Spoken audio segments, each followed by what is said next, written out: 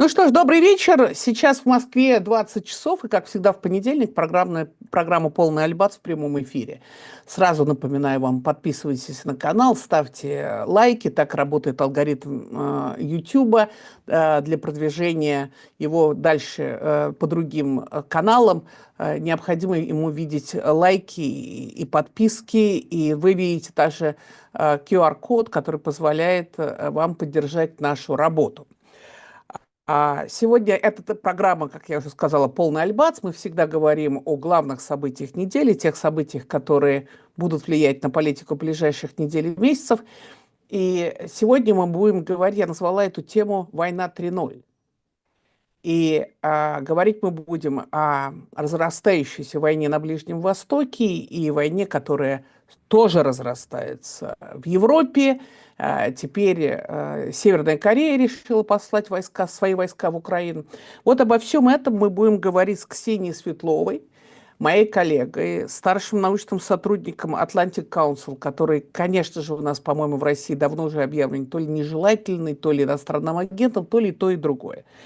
Ксения востоковед, эксперт по Ближнему Востоку и исламу. Она свободно владеет арабским языком. И она была депутатом 20-го созыва Кнессета, это парламент Израиля. Вот. И вот, в общем, обо всем этом мы сегодня будем. Ксения, здравствуйте. Здравствуйте, приветствую всех. Спасибо вам большое за то, что вы согласились на этот эфир. И сразу первый вопрос. Одно из важнейших событий недели, о чем написали абсолютно все мировые СМИ, это стало уничтожение лидера Хамаса, человека, который, собственно, готовил вот эту резню 7 октября 2023 года на юге Израиля, Яху Синвара. Правильно я произношу его имя? Ихья Синвар, да. Ну, Яхнар. сейчас даже не важно, как его звали, да, постфактум, да. Ихья Синвар. Скажите, значит ли это, что, вот вы видите его на экране, значит ли это, что война в Газе подходит к концу? Понимаете, мне кажется, что вопрос нужно ставить иначе. Для того, чтобы закончилась война, какие условия должны быть выполнены? Одно из условий, безусловно, да, то есть это ликвидация верхушки Хамаса, политической и военной. И в лице Синвара как фактически была ликвидирована и политическая, и военная, потому что, несмотря на то, что он был главой политбюро, но он принимал участие в разработке абсолютно всех деталей, леденящих кровь и ужасных подробностей, которые мы на протяжении целого года мы обсуждаем, вспоминаем и вздрагиваем, когда вновь о них говорим.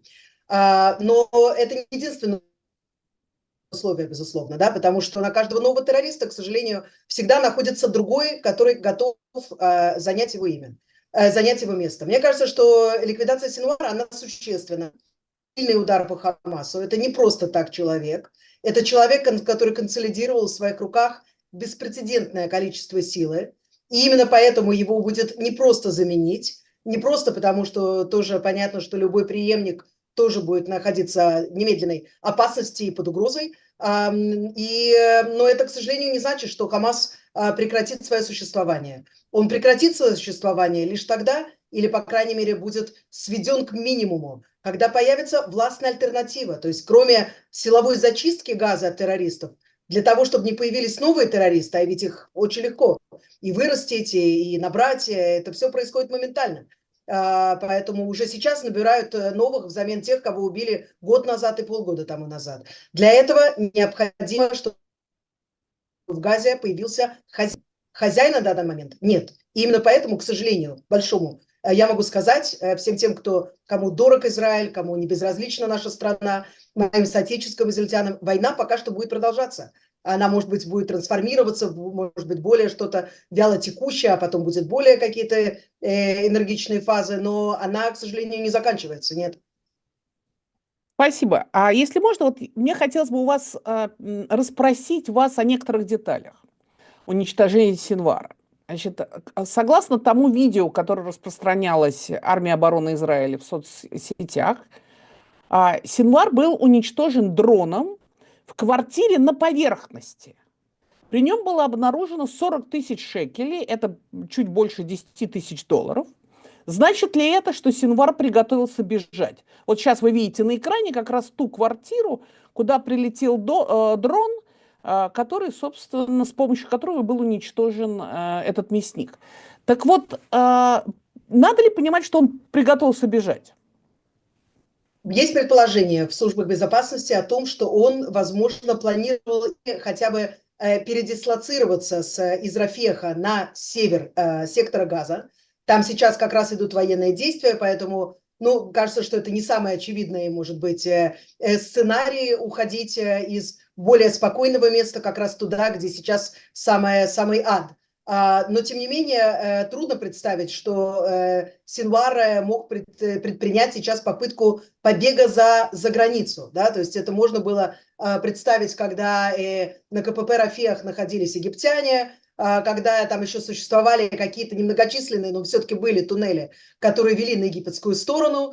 Израиль методично действует, начиная с мая этого года в этом районе. Поэтому побег за границу, я не могу сказать, что абсолютно невозможен, но я его считаю очень маловероятным в этой ситуации. Естественно, за ним охотились, естественно, его ждали. Но куда-то двигаться, видимо, он собирался все-таки. Потому что не случайно была вот эта сумка, было удостоверение человека, который является сотрудником агентства БАПОР, он же УНРWA. Это настоящий человек, который оказался, его нашли в Египте. И непонятно, почему при Синваре было его удостоверение. Палестинцы говорят о том, что это вот Цаль подкинул. Ну, зачем Цалю что-либо подкидывать, когда, в общем-то, как бы не скрывалось совершенно ничего. Цаль сам передал в эфир все вот эти кадры для того, чтобы было ясно, что планировал вот этот человек, который бросил своих людей погибать, сделал их всех, 2 миллиона палестинцев, живым щитом, с ними не посоветовавшись. Сам, как бы, да, то есть куда бы он ни планировал уйти, но он имел такую возможность. Он мог передвигаться, у него были деньги, он спрятал свою жену, он спрятал своих детей. Цену за его военные вот эти вот авантюры ужасные заплатили другие люди, которых он просто подставил под удары, под бомбы, расположив там свои военные объекты и так далее. Второе видео, которое мы сейчас покажем, это было, так я понимаю, снято в туннелях. И на этом видео вот этот туннель, да, и армия обороны или разведка, вот тот Синвар, кстати, вы видите непосредственно Синвара, который идет по туннелю. Так вот, на втором видео, которое я видела, которое я смотрела, это вот жена, кстати, Синвара, вот здесь вы ее видите. На втором видео... Сумочка РМС, непонятно, аутентично или нет. Непонятно, да? Известно, нет, неизвестно. Я слышала версии, что это, может, не аутентичная, но по-любому должна была стоить пару тысяч долларов, даже если она не была аутентичная. Так вот, на другом видео, которое, видимо, у нас нет, что ли, показывалась квартира Синвара в туннелях, и там открыт был сейф в комнате его охранников. И там было невероятное какое-то количество денег в шекелях, в евро, так я понимаю, в долларах. Это вот, вы видели это видео? Что это такое? Ну, человек знал, на что он идет. Я думаю, что он предполагал, что будет удар. Может быть, он не знал, что удар будет настолько мощный, что в результате Газа будет частично просто занята заново израильскими солдатами, что будет ликвидирован контроль Хамаса над КПП Рафех, но он, конечно же, знал, что будет война. Он объявил войну Израилю и был готов к этому. На каком уровне он был готов? Да? То есть он припрятал деньги, как любой диктатор, который в самый тяжелый час для своего народа, своего края спускается в атомный бункер или в туннель, который он заранее припас, размещает там свою семью, размещает там свои деньги, чтобы, ну, деньги же нужны, правильно, как бы, да, то есть мало ли что произойдет, да, то есть поэтому деньги, припасы, плазма, телевизор, да, там, чтобы, ну, приятно было проводить это время в туннеле. Да, и, там прекрасная ванна, душевая. Да, да, интернет, как бы, да, который работал, по крайней мере, часть времени. Ясно, что он планировал провести в этом туннеле немало времени, и действительно, большую часть года, об этом нам говорит Цааль, он скрывался в туннелях. Он вышел на поверхность из-за, ну, видимо, острой необходимости, видимо, понимая, что либо туннель будет взорван, либо до него дойдут солдаты армии обороны Израиля. Так он пытался, как мы уже вот обсуждали, пытался куда-то двинуть. И именно с этим посылом были опубликованы вот эти кадры и все эти видео для того, чтобы жители Газа, которым сейчас Израиль предлагает, сдайте нам заложников, вы можете получить либо амнистию, либо, если вы принимали участие в резне или в их похищении, либо вы получите денежное вознаграждение. Но в любом случае ваш лидер – это крыса, это туннельная крыса, который отсиживался вот в этом своем туннельчике, а когда у обыкновенных палестинцев, женщин, мужчин, детей никаких доступов, никаких туннелям или бомбоубежищам, разумеется, не было. Много писали о том, в том числе в израильской прессе, что заложники, скорее всего, стали живым щитом как раз для Синвара. Но вот армия обороны вошла в туннели. Но так я понимаю, что заложников не обнаружили. Что-то вот слышно, все-таки вот говорят, что осталось 101 заложник, но это, видимо, и живые, и мертвые. Тем не менее, что слышно, что все-таки с заложниками? Живые еще кто-то есть? Ну, прежде всего, мы помним тех 6 героев, которые выжили все это время в туннелях, в плену Хамаса, в совершенно нечеловеческих условиях. Там девушка Эден Ирушальна весила 36 килограмм при смерти, как бы, да, когда нашли ее тело в туннелях, то потом уже представили вот все эти данные, как бы, и понятно, что они все равно пытались бороться, и когда настал последний час, когда террористы их убили, есть признаки борьбы. То есть эти ослабленные, голодные люди все равно боролись за свою жизнь, мужчины защищали женщин, и вот это вот все, как бы, то, что вот происходило. Так вот, эта 6, судя по всему, провела несколько месяцев, будучи живым щитом их Синвара. Вот это предположение сейчас распространено, и его придерживаются израильские разведслужбы, да, то есть он был заложниками. Но на какой-то момент они, видимо, стали замедлять его передвижение по вот этой сетке туннелей. Это сотни километров, это больше, чем парижское метро. Это просто трудно себе представить объем вот этой вот работы, который был проделан за относительно небольшое время, да, то есть могут ведь, если хотят, да, то есть если бы эту энергию в мирное русло можно представить, чтобы они могли там нарыть и построить. Но в итоге заложников убили, поскольку Цааль приближался. Синвар должен был уходить, и их убили. Передвигаться на поверхности с заложниками, ну, как бы учитывая, что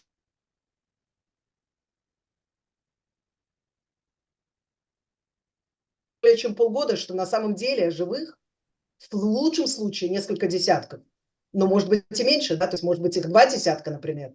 И они находятся все в таком состоянии, что это не позволяет больше использовать их как эффективный живой щит. Где они находятся? Я надеюсь, что мы узнаем об этом. Я надеюсь, что они будут спасены или будет заключена сделка, потому что они должны вернуться домой. Это ответственность нашей страны. Их не смогли защитить в момент их похищения, их необходимо защитить сейчас и спасти, когда пока еще можно спасти живых людей. Я не могу вас не спросить, я очень внимательно слежу за историей семьи Бибисов. Бабушку, дедушку убили, маму, папу и 2 рыжиков, совершенно обаятельнейшие дети, их увели в туннеле. Кфир Бибис, наверное, я надеюсь, отпраздновал свой 1-й годик где-то там в туннелях. Что вы знаете, они живы или нет? Во-первых, как мать 2 рыжих, у меня 2 рыжие дочки, нет ни одного дня, как бы я бы не проснулась и не подумала о том, что они там. И я думаю, что это что-то... Аналогично. У меня внук рыжий, да. Да. И я думаю, что все израильтяне, как бы, да, о них думают и ставят их фотографии, молятся за них. Но, к сожалению, никакой информации о матери и 2 детях, которые были отделены от отца в момент похищения, фактически с момента похищения новой информации, кроме видео, которые периодически начали появляться, когда Цааль захватывал Хан-Юнес, и были захвачены камеры наблюдения, и там появились кадры, где их ведут, где их там завернули в какие-то тряпки, чтобы не было видно, кто идет, и все равно видно, потому что рыжий же цвет, и не скроешь. На какой-то момент, когда заключалась сделка, И все ждали, что, естественно, их освободят. Та сделка, которая была в декабре, и, к счастью, которая была заключена, и благодаря которой вышли на свободу свыше 100 заложников, их не освободили. Хамас тогда утверждал, что они не знают, где они находятся. Идут военные действия, нам нужно больше времени. Ну, я очень опасаюсь, что есть просто новость, которая либо нам не хотят сообщать, для того, чтобы, возможно, выторговать для себя что-то, да, то есть мы же знаем, что все лето, пока шли переговоры, Ихья Синвар отказывался предоставлять данные, сколько живых заложников он готов освободить. Он называл данные, да, то есть сколько человек он готов, там, ну, там, не знаю, сделка будет идти неделю, и каждый день, допустим, будут освобождать по 5 человек. Он не давал гарантии, они будут живые или мертвые. Какой будет процент живых, а какой процент мертвых? Не хочется об этом думать. Мы все молимся и все надеемся, что они будут спасены, что они живы. И несмотря на этот ужасный плен, они смогут восстановиться и выжить. Но, к сожалению, я должна сказать, что с каждым днем, который проходит, эта надежда, конечно же, становится меньше, потому что мы понимаем, что выжить в Газе сегодня, даже если ты не пленник Хамаса, в принципе, не так как бы уже легко. И, естественно, если тебя терроризируют, тебе не дают еды, и ты в какой-то момент можешь стать обузой, потому что ты слишком медленно идешь, ты слишком ослаблен, и нет шанса тебя обменять на то, что они хотят получить взамен. Да, как раз только что вот недавно вышла книжка Боба Вудворта «Война». И он очень подробно, это знаменитый американский журналист, который когда-то сделал расследование, которое привело к импичменту президента Ричарда Никсона, и он пишет книги о всех американских президентах, о том, как принимаются решения. Безумно интересная книжка. Так вот, в частности, в этой книге он пишет, он приводит слова и Блинкена, и Салливана, и других, что каждый раз, когда переговорщики, был ли это Катар или были это американцы и так далее, предлагали новый вариант для палестинцам, чтобы они отдали заложников, Синвар отвечал нет. На все следовало бесконечный нет. Поэтому я спросила о том, какое влияние будет иметь элиминация Синвара, потому что, согласно этой книге, он даже когда лидеры Хамаса, которые сидели в Катаре, или которые сидели там где-то в Сирии и так далее, даже когда они давали добро на обмен, Синвар отказывал и отвечал: нет, нас это не интересует, нет, нас это не устраивает. То есть он был наиболее жестким именно с переговорщиком с точки зрения освобождения заложников. Тут есть две стороны монеты, да, то есть бесспорно никто из нас не будет оплакивать Синвара, не дай бог, и все мы понимаем, что лучше бы его ликвидировали полгода тому назад, а не сегодня, то есть это все заняло время, вот эта погоня за ним, и в итоге он был, кстати, убит случайно, да, то есть никто не знал, что именно он прячется вот в этом здании. Правда? Да, не это произошло, ну как сказать, случайно, там действовали силы ЦАля, но не было разведданных, не было вот этой вот золотой развед какой-то информации, согласно которой вот в этом районе мог находиться Ихья Синвар. Нет, это просто бдительные солдаты увидели фигуры террористов, которые заходят в дом с закрытыми лицами, и решили досконально проверить, и они отправили этот дрон. И, кстати сказать, по зданию били и из танков, там парнишка-танкист, который, ну, там считалось изначально, что он привел к смерти Синвара, там, который всего 9 месяцев служит. Это пацан, которому вот только исполнилось 19 лет буквально, да.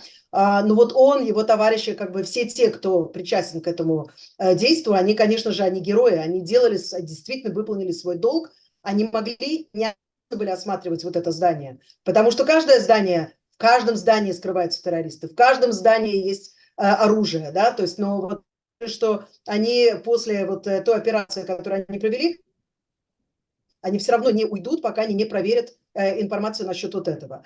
Но я просто хочу сказать, что да, Синвар был однозначно самым жестким, непримиримым, ну, многие его называют психопатом, я не эксперт, но я думаю, что он вполне квалифицируется вот под этот титул. Вопрос в том, действительно будут принимать сейчас решения. Не столько за рубежом, там еще есть лидеры, которые вышли которые нам известны, Халид Машель, и там Халиль Аль-Хая, и Зайр Джабарин, еще есть несколько человек, кто внутри будет принимать решения. Потому что если это брат их Синвара, то они два сапога пара. Да? То есть не факт, что в том хаосе, который сейчас начинает наступать на Газу, в общем-то, да, то есть там нет больше централизованного какого-то такого единого механизма. То есть Хамас контролирует многие районы по-прежнему, но далеко не все.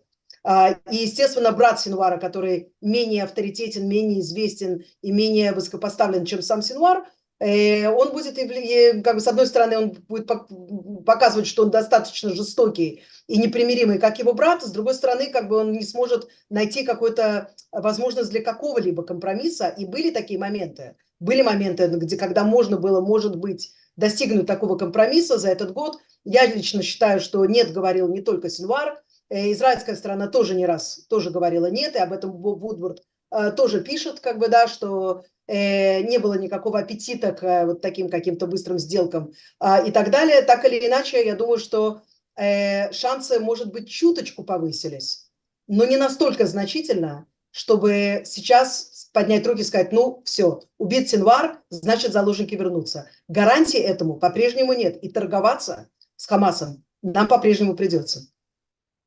Понятно. Меня, кстати, знаете, поразил тот факт, что Синвару израильскими хирургами в израильской больнице была сделана операция по удалению опухоли головы, мозга, опухоли мозга. То есть, который просто этой операции, без этой операции он давно был бы трупом. Еще тогда, когда он сидел 22 года, для наших слушателей я скажу, что он отсидел 22 года по обвинению в терроризме, в участии в убийствах и так далее. В израильской тюрьме выучил там, значит, иврит.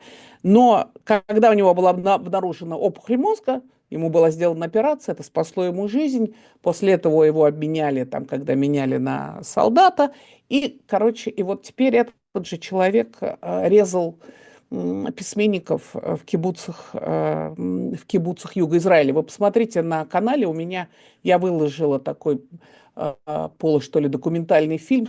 Я снимала и в кибуце Бейри, и в кибуце Кфараза, и там то, что натворили, что творили там мясники Хамаса 7 октября. Я скажу немного, если можно, пару слов насчет его пребывания в израильской тюрьме и якобы его прекрасного понимания как бы того, что происходит в Израиле и в израильском обществе. Насчет его спасения. Израиль – демократическая страна, которая действует, ну, не могу сказать, что всегда 100% по правилам, никто не действует 100% по правилам, но как минимум пытается следовать нормам, которые приняты в демократических странах. А это значит, даже самые худшие убийцы и самые худшие преступники все-таки получают медицинские услуги, осмотры. И если им нужны операции, пока они находятся в тюрьме, им делают операции. То есть это не только Синвар, это люди, которые, ну, когда он сидел в тюрьме, нужно, чтобы понять, да, контекст, он убивал в основном палестинцев.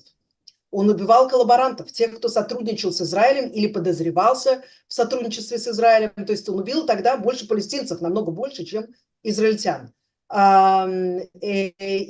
да, ему спасли жизнь точно так же, как спасли бы любому другому жизнь. Его доктор, кстати, доктор Биттон, который его лечил и который занимался как бы всеми его болячками, говорил, и он говорит, я сообщал еще тогда службе управления тюрем, этот человек, он безумен в своей ненависти к нашей стране и к нашему народу, поэтому связи, к сожалению, никакой нет, да, ты можешь делать человеку там добро, и он будет тебя кусать в руку, и кусать, и отгрызать ее просто по плечу, скажем прямо. Но второй момент тут интересен. Значит, было все время вот такое какое-то вот аура вокруг него, а также вокруг Насраллы, убиенного, кстати, тоже, что вот, мол, они прекрасно, значит, иврит знают, ну, Насралла меньше, Синвар больше, но они оба читают газеты, они разбираются в израильском обществе. Я вам хочу сказать, ни хрена они не разбираются в израильском обществе.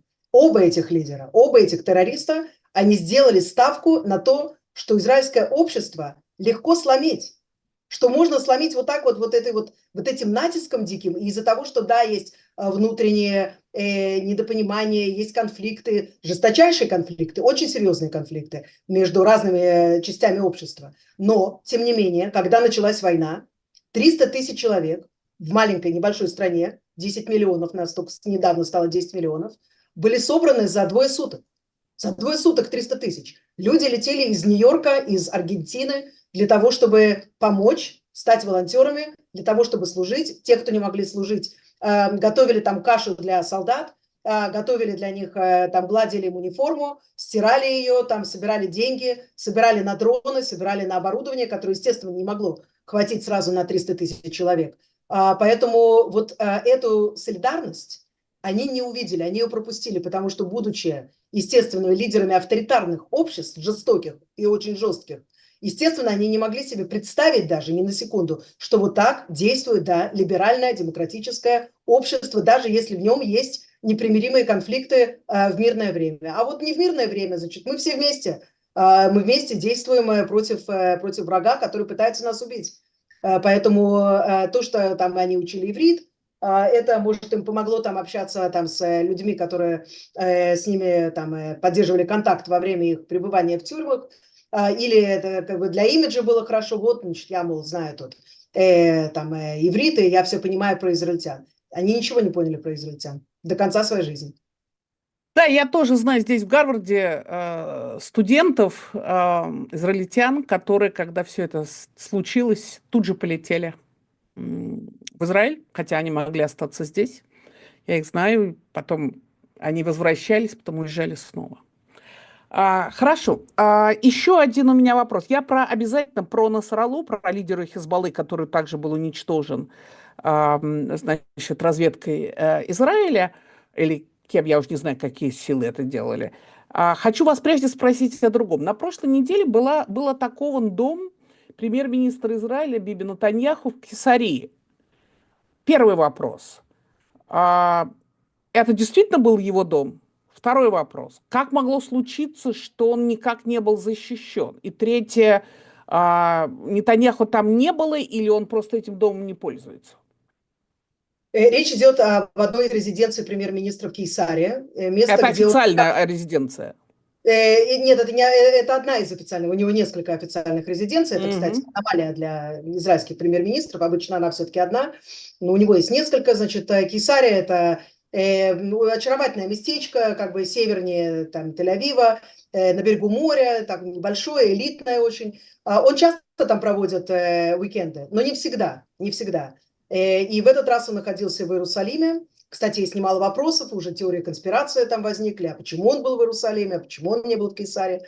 Ущерб был нанесен незначительный, да, надо сказать, да, то есть прилетел этот дрон, и он, да, долетел куда надо, и врезался в стену, но ничего, как бы дом, естественно, там выстоял, он не был разрушен, и даже если бы Нетаньяху находился внутри, скорее всего, ему бы ничего бы не произошло. Тем не менее, это, конечно, серьезнейший инцидент, фактически это покушение на главу правительства Израиля. Неважно, что его Ну, там... как Вот, пропустили начнем с того, радары? как пропустила. Но вы, Евгения, наверняка помните ужасный трагический случай, когда ракета Хизбаллы, тоже без каких-либо сирен, попала на футбольное поле, где находились друзские дети, подростки, которые играли в футбол, и погибло 12 детей. Это было этим летом, и фактически Да. вот вся кампания, которая началась в августе, в сентябре против Хизбаллы, и вплоть до ликвидации Насраллы, это был ответ на вот на это ужасное событие. К сожалению, я должна сказать, и мы, и украинцы, и многие другие страны в мире ломаем до сих пор голову над тем, как защититься максимально герметично от вот этой вот угрозы дронов. Защита есть, но она не герметичная, потому что, знаете, расстояние у нас тут минимальное, на самом деле, да, то есть я просто помню, что в более спокойные годы, где-то там в районе 2000 года уже были планы, когда все верили, что вот наступил мир и Ближний Восток изменился, в Израиле уже выходили планы путешествий на автобусе. Ну, естественно, на автобусе. У нас же расстояние это всего ничего, да, то есть это там пару часов там должно занять, до Бейрута, может, 4 часа максимум. Это какие-то копеечные совершенно расстояния, поэтому летят они низко, и именно поэтому такие системы, мощные, крупные системы, там тот же там Стрела, там Хец или Проща Давида, там, или еще что-нибудь, они просто их не успевают, они не успевают их заметить, поэтому недавно погибли солдаты, к великому сожалению, тоже попала в столовую, где находились солдаты на военной базе. тоже попал дрон, и, к сожалению, погибло несколько человек, будет благословенна их память. Эти инциденты случаются не так часто, но они, тем не менее, случаются. И резиденция премьера была не единственным таким случаем. Поэтому с ракетами Израиль научился работать очень хорошо. И многие ракеты не сбиваются просто потому, что ясно, что они упадут в море или на открытой местности. С дронами ситуация похожа.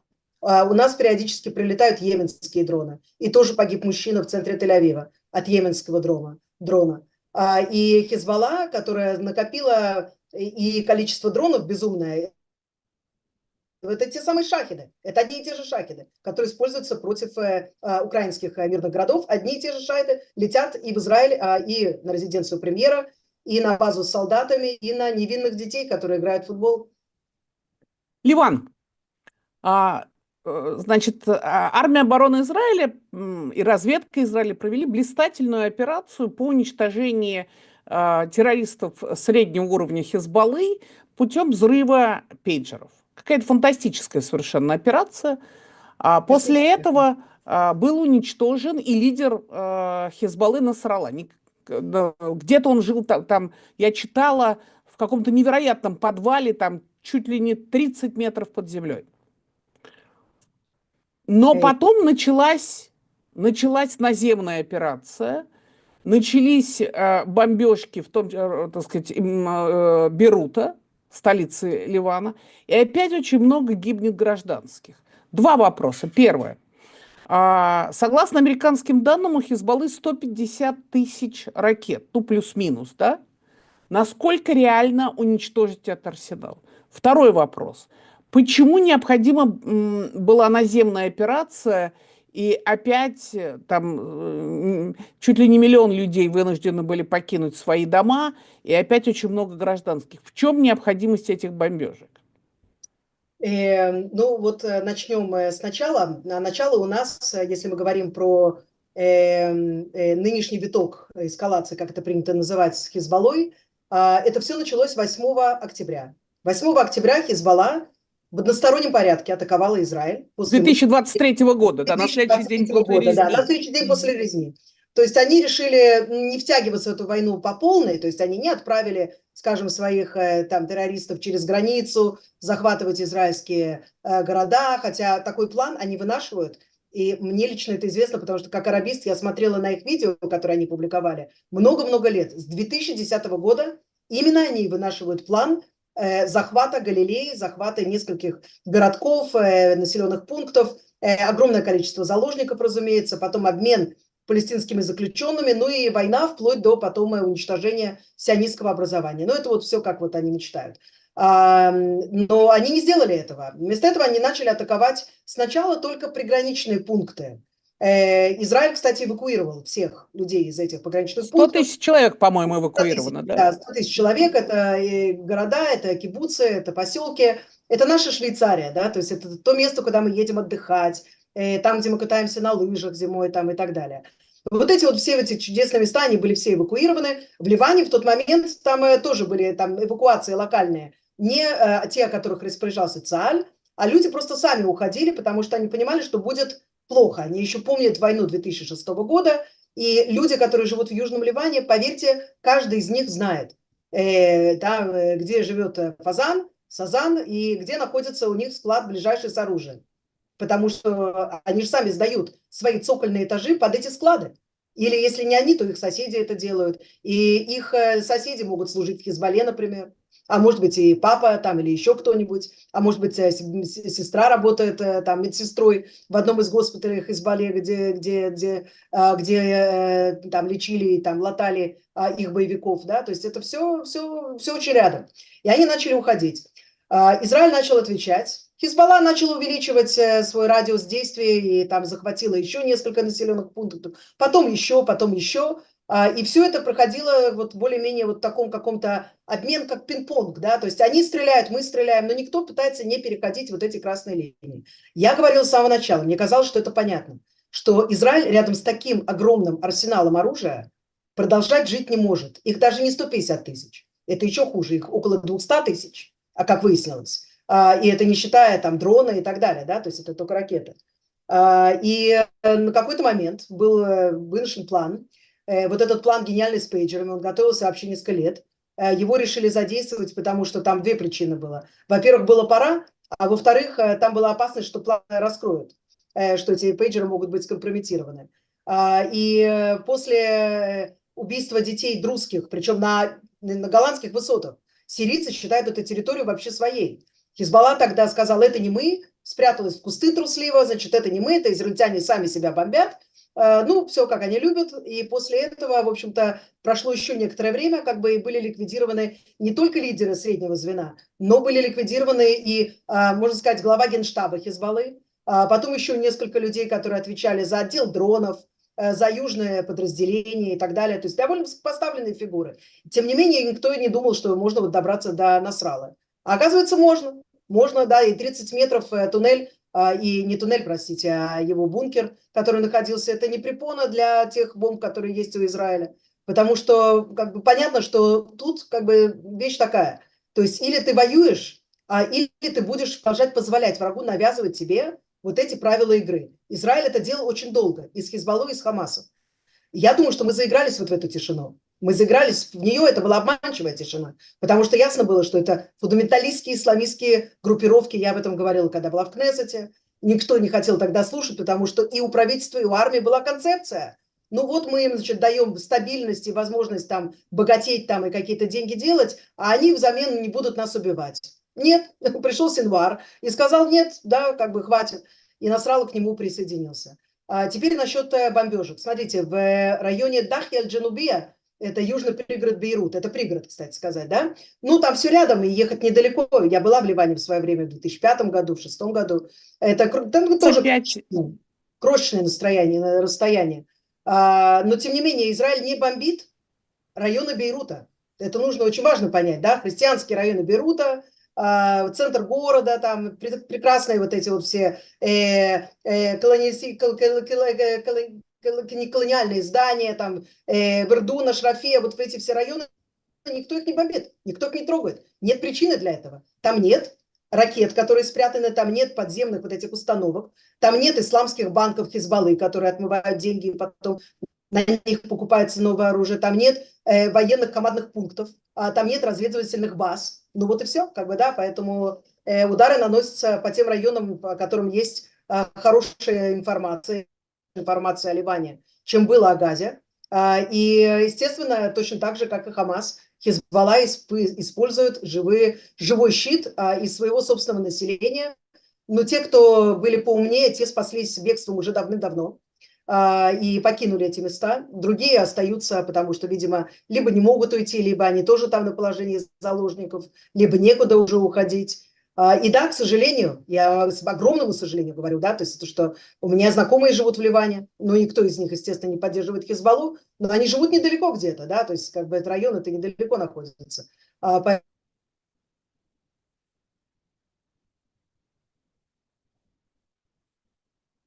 любой момент есть возможность прекратить войну. И это делали, знаете, армии, которые были масштабные, опытные, но этого никогда не сделают террористы, к сожалению, да, то есть нам не приходится ожидать, что, например, после мощных ударов по Газе, уничтожения всей их инфраструктуры, всех батальонов, почти всех их лидеров, например, Хамас сейчас выйдет и скажет, поднимет белый флаг, ну все, мы сдаемся. Я знаю, что этого никогда не произойдет. И это не произойдет с Хизбаллой, то есть они будут выторговывать себе, естественно, перемирие на наиболее выгодных условиях.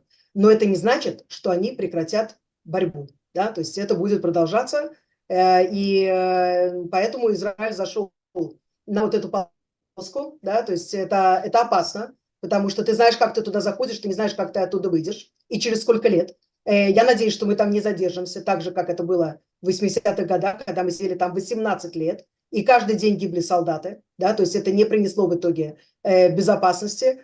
Но эту территорию от туннелей, которые находятся в расстоянии 500 метров от домов израильтян, которые живут в приграничных пунктах. Но это, как минимум, это необходимо для того, чтобы жители когда-либо, я не думаю, что это будет быстро, но они смогли бы вернуться в свои дома, зная, что ты можешь утром встать, и у тебя в кухне не вылезет террорист и с ножом и вырежет всю семью твою.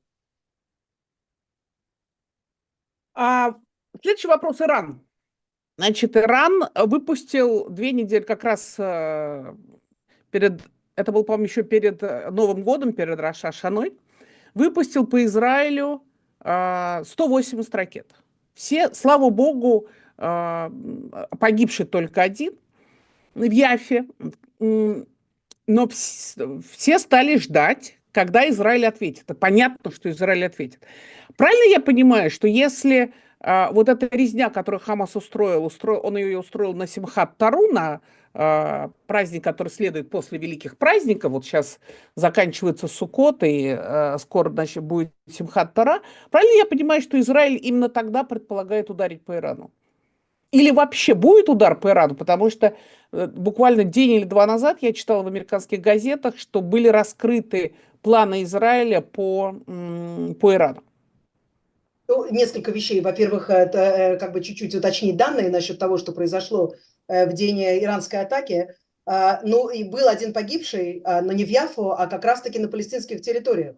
Палестинец, кстати сказать, бывший житель Газа, который искал работу и попал на западный берег еще до начала вот этой войны, погиб от осколка ракеты, которая просто упала, и как бы единственная жертва, это есть в этом какая-то ирония, да, жертва иранской ракетной атаки, а палестинские рабочие, которые никому ничего не сделал, как бы, а просто шел, и ему упал этот осколок на голову. И в тот же день был страшный теракт в Яффа, где погибло 7 человек, в основном женщины, матери, молодые люди, которые, ну вот, просто... Террористы расстреляли людей в трамвае. Да.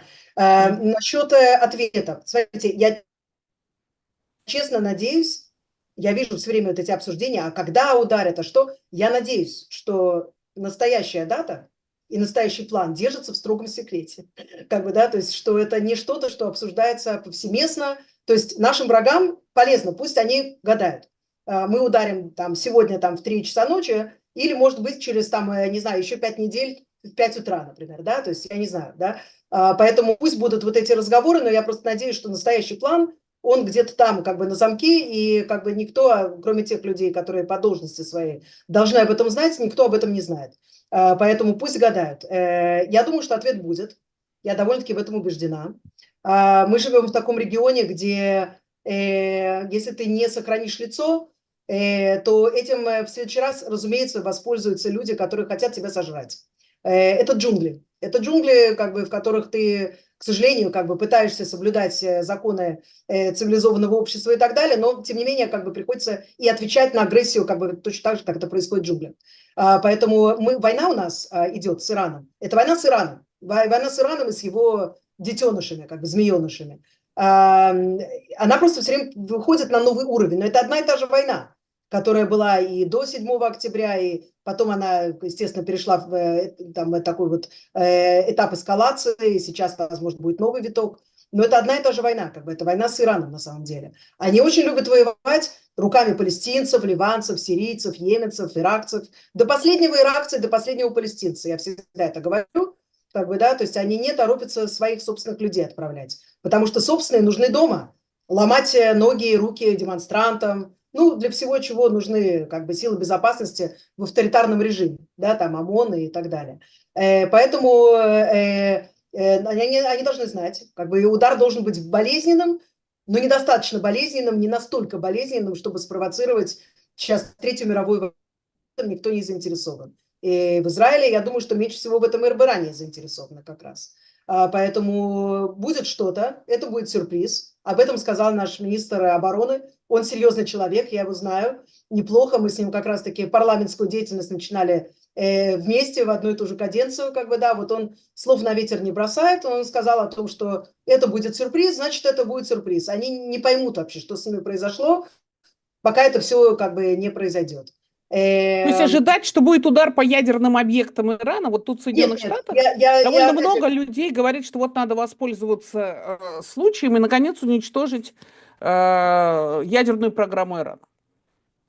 Вы знаете, я честно могу сказать, что если бы была такая возможность уничтожить прям вот всю ядерную программу Ирана или вывести ее из строя так, чтобы они там еще несколько десятилетий не могли прийти в себя, то это было бы, наверное, уже сделано. И Израиль вынашивал такой план в 2011 году. В итоге премьер-министр, который тогда был у власти, Биньямин Нетаньяху, все-таки принял решение этого не делать.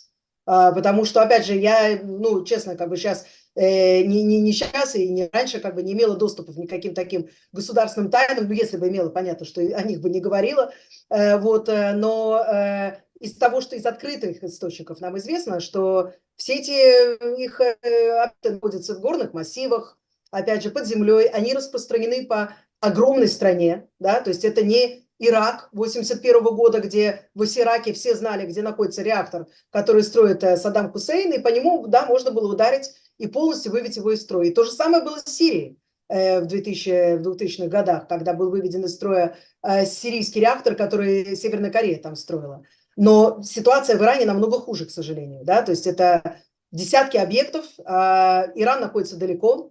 Если Израиль действует единолично, если он действует без союзников, а похоже на то, что он будет действовать без союзников, мне кажется, что это маловыполнимая задача. Это маловыполнимая задача. Вот, поэтому трудно как бы сказать, насколько, если бы там и Штаты были бы с нами, и еще там какие-то там страны, которые тоже бы там послали свои самолеты там, боевые и так далее, можно ли было бы осуществить. Я не могу сказать с уверенностью, но я знаю, что в одиночку Израиль, учитывая расстояние 2000 километров и вот эту разброс вот этих объектов по всей стране и их труднодосягаемость, нет, я не думаю, что мы пойдем по этому пути. Будет больно, как бы есть другие вещи, которые можно сделать, и от этого будет тоже неприятно. Опять же, вопрос всегда баланса, да, то есть нужно сделать больно, но не так, чтобы на следующий день иранцы сказали, вы знаете, а мы тут решили как бы ускорить процесс обогащения урана, и вот у нас уже есть наша ядерная бомба. Все, мы уже nuclear state, да, то есть и на этом все заканчивается. Ну, говорят, что уже есть бомба. Нет еще бомбы. Говорят, что Путин и его ребята помогают Ирану. Но Представить себе, что обогащенный уран доставит в Иран, это, в общем, довольно легко себе это представить, нет? Они сами могут обогатить себе уран, и учитывая, что МАГАТЭ не имеет доступа ко многим из их сайтов, они сами себе могут там обогащать, и они сознательно эту линию не переходят, потому что они понимают, что на этом, в общем-то, закончится вот этот вот какой-то вот такой период такой неясности, когда можно шаг туда, шаг сюда, можно торговаться о санкциях. Они же делают это прямо сейчас. А у нас есть новый президент. То есть вы убеждены, извините, вы убеждены в том, что у Ирана пока ядерной бомбы нету? Ну, это то, что нам ОСИНТ, открытые источники говорят об этом, да. Что у них нету, и более того, у них нету не потому, что они не могут этого сделать. Могут, но пока что выбирают этого не делать. Потому что первая цель иранского режима – это выживаемость иранского режима. Если у них будет ядерная бомба, с одной стороны, это неплохо, с другой стороны, это не обязательно как бы гарантирует их выживаемость. Понятно. А удар по нефтяным полям Ирана, насколько это возможный вариант? Возможно, я думаю, что практически все, кроме вот такой массированной атаки на все ядерные объекты. Поскольку у них там нефть сосредоточена на острове Кар, одном практически, да, поэтому там это относительно, я думаю, легко выполнимо. Проблема в другом, да, то есть в этот же момент, когда происходит вот эта атака нефтяных полей, ракеты, иранские ракеты, которых у них там не 150 тысяч, а больше намного, судя по всему, они полетят в сторону не только Израиля, а гораздо ближе к их соседям: Саудовская Аравия, Объединенные Арабские Эмираты, Бахрейн, который находится вообще в расстоянии вытянутой руки, они все находятся вот под угрозой. И они ведь, понимаете, не случайно, они своих злейших врагов решили, значит, тут задобрить, и с помощью китайцев пошли с ними на перемирие. Они боятся, потому что гораздо легче Ирану нанести суперболезненный удар по своим арабским соседям, чем по Израилю, который лучше вооружен, лучше подготовлен, гораздо более сильная армия и так далее. Поэтому в заложниках на самом деле находятся наши партнеры по Авраамическим соглашениям и Саудовская Аравия, с которой мы стремимся к нормализации с этой страной. Поэтому тут все. Ну, иранцы отправляли недавно делегацию в Саудовскую Аравию, там явно идут какие-то переговоры. Во-первых, они активно обмениваются делегациями, и восстановили посольство и так далее по следам вот этого китайского мира, который был заключен еще в прошлом году, да, то есть мне кажется, что саудиты, во-первых, решили таким образом, да, что раз в 2019 году, когда иранцы де-факто, это были иранцы, да, иракскими руками, но атаковали их нефтяные объекты, поля Абкайк и Хурайс. И Саудовской Аравии. да, в Саудовской Аравии. И там была просто нефтепроизводство было выведено из строя и так на месяц. На месяц это бешеные потери. Ну и вообще, как бы понятно, что они могли и посильнее по ним ударить, и угрожали это сделать, и не раз. Они ожидали тогда, что Америка придет им на помощь. 2019 год, Трамп президент, но он отправляет в Саудовскую Аравию еще одну батарею «Патриот», вот насколько я помню. То есть ничего такого не произошло, никаких ответов таких, значит, мощных, месть не состоялась. И мне кажется, что нескольких американских президентов, разумеется, это не только Трамп, это Обама, прежде всего, с JCPOA и так далее, потом Трамп, который не спас лично их, саудовцев, в 2019, и, наконец, Байден. Это все им как бы намекает на то, что, знаете, вас никто не спасет, если за вами придут иранцы, поэтому с иранцами лучше договариваться. И мне кажется, что сейчас саудиты пытаются, во-первых, ну, дать понятие Израилю и Америке, как бы, что, знаете, вы там, может, выясняете отношения, и мы даже не против. Только нас не трогайте, чтобы нам не прилетело. Нас-то за что?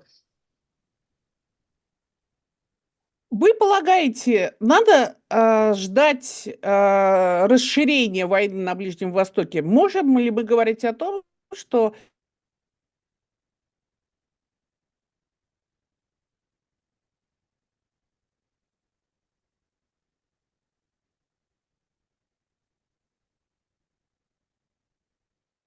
Замер экран на секунду. называем non-state agents, да, Хизбалла и Хамас? Полагаете ли вы, что это может перерасти в большую региональную войну? Сценарии такие есть. Да, то есть эти сценарии, более того, они отрабатываются на всевозможными think-танками, там, Atlantic Council и другие. Проводятся такие war games, военные игры, где есть симуляция. А что, если, например, там будут атакованы иранские нефтяные поля, а они, к примеру, бьют по Саудовской Аравии взамен и так далее, да? А что, если, например, есть попытка атаки несуществующего израильского ядерного оружия в Димоне, которое, как известно, у нас нет, но иностранные агентства почему-то пишут, что оно у нас есть, да, то есть что происходит тогда? Кто подключается к этой войне, да, то есть мы понимаем, что потенциал для расширения ее, конечно, есть, да, то есть Иран фактически, как бы, да, вот он находится в противостоянии и с большей частью Арабского Востока, ну, кроме тех стран, которые, где он доминирует и которые он подчинил себе, Израилем и Соединенные Штаты пытаются всячески уйти от этого противостояния, делая вид за неимением стратегии, как бы, да, то есть что делать с Ираном, как с ним надо вести, как бы, как вот эту гидру, которая все время, она, значит, да, там и головы отрастают, и посылает свои щупальца непонятно куда, как бы по всему Востоку. Нет стратегии борьбы, ее нет, как бы, да, вместо этого все время есть какие-то тактические шаги. Окей, давайте выйдем из JCPOA, но ничего кроме этого не будем делать. Или давайте сейчас, может, опять возобновим переговоры о ядерной сделке, но будем молчать о баллистических ракетах и о других опасностях, которые представляет Иран регион. Поэтому мне кажется, что, опять же, как бы, да, то есть к этому готовиться, но никто не будет готов, когда это произойдет, если это произойдет, да, то есть тут есть еще один нюанс, как бы, да, то есть потенциал, конечно, есть. Может в любой момент упасть там ракета не туда, погибнет огромное количество мирных жителей там в каком-то пункте X и так далее, да, и, значит, пойдет это все по нарастающей. Но есть еще один важный момент все-таки, да, то есть, опять же, я сказала не случайно, у иранского режима есть цель – сохранить себе власть прежде всего, если можно, до бесконечности. Но для этого ты должен знать, что твои действия, они не оголят твой домашний фронт. То есть региональная война потребует от Ирана все свои силы бросить не на усмирение там школьниц и там студентов в иранских университетах, которые только ждут этого часа, придется как бы их отправлять на борьбу там, я не знаю, там в ту же Саудовскую Аравию, Не знаю, в Израиле они до 2000 километров, да, то есть это немножко сложновато, поэтому мне кажется, что они пытаются как бы бить по соседям в этом плане. Вот, и Израиль как бы как раз в этом плане, наша ситуация, она как бы плохая, но она лучше может быть, чем у арабов, потому что мы уже находимся в состоянии полномасштабной войны, мы уже воюем и с нашими соседями, это Ливан прежде всего, Газа, но и со странами, с которыми мы вообще не граничим. И вопрос, насколько они могут увеличить объем насилия по отношению к Израилю. Но я думаю, что как бы если мы говорим про региональную войну, то целью это будет далеко не только Израиль. И США, как, ну, слабому, но все-таки гаранту безопасности там своих там, союзников и так далее, придется вмешаться. Если вмешаются США, то вмешается и там еще какая-нибудь держава может вмешаться. Тут Ким то все время говорит, напоминает о себе, что, мол, нельзя оставлять как бы, да, там один на один там с Израилем и так далее. К чему это все ведет? Да, то есть потенциал есть, но и потенциал для того, что в итоге аятолла останется без власти, и, может быть, вообще их не останется как класс, он тоже очень велик. И поэтому я убеждена, что в Тегеране об этом думают постоянно и взвешивают вот этот вот момент, потому что у нас Иран это никакая не супердержава. Это ослабленная санкциями страна с очень слабой экономикой и с огромным количеством удаленных регионов, где существуют десятилетиями протестные настроения, где есть молодежь, которая выступает против какой-либо войны, не региональной, вообще какой-либо войны, и отрицательно относится к тому, что режим финансирует хуситов и прочую дрянь, вместо того, чтобы вкладывать в больницы, школы и так далее. Как бы, да? Поэтому я думаю, что если как бы, там будет действительно сценарий региональной войны, шанс на то, что в итоге, как бы, да, после ее окончания, и она может быть ужасной, иранский режим потеряет власть, тоже очень. В Европе все чаще говорят о том, что закончился послевоенный период, и мы вступаем в предвоенный, если не в военный, если мы либо, так сказать, что война в Украине будет расширяться. Сейчас стало известно, во всяком случае об этом упорно пишут западные СМИ, что северокорейский диктатор вроде бы отправляет на помощь российской армии от 10 до 12 своих солдат.